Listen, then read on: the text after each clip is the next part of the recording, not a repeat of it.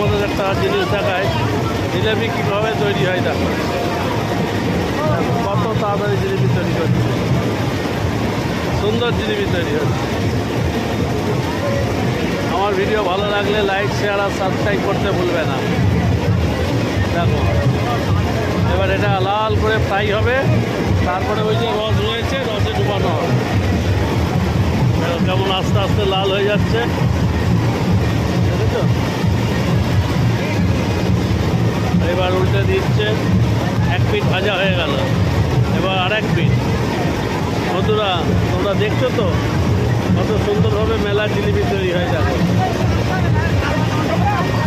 Heavy সুন্দর খেতে লাগে, হেভি মজমজে, বাহ।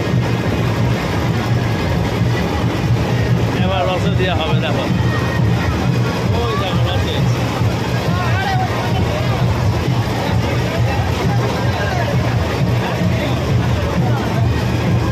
সব জিলিপি রসে চলে গেল।